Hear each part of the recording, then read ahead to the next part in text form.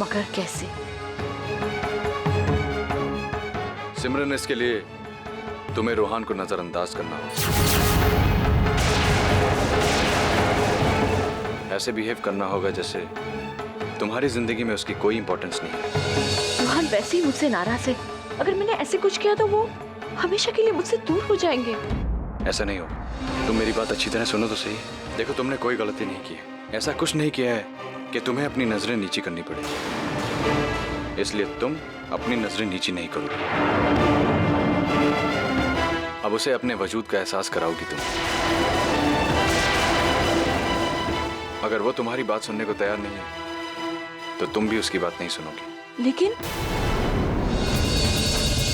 कुछ नहीं। देखो सिमरन, एक बात हमेशा याद रखना, जब कोई चीज हमारे पास होती है तो उसकी इंपॉर्टेंस का हमें एहसास नहीं होता, लेकिन जब वो चीज हमसे दूर चली जाती है तब हमें उसकी वैल्यू का एहसास होता है।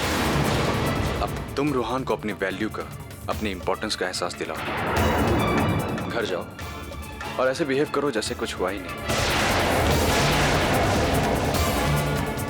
देखना, कुछ दिनों में सब ठीक हो जाएगा। और हाँ, किसी भी हाल में नजरें नीची नहीं होनी चाहिए। अब जो गलत है उनकी नजरें नीची होंगी। थैंक्स कहने की क्या जरूरत है सिमरन। वैसे भी ये सारी प्रॉब्लम्स मेरी वजह से ही हुई है।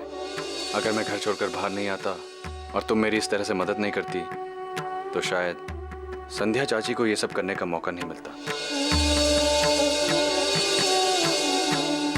इसलिए अब ये मेरी जिम्मेदारी है कि तुम्हारा सामान उस घर में तुम्हें वापस मिले। मुझे कोई अफसोस नहीं है कि मैंने आपका साथ दिया।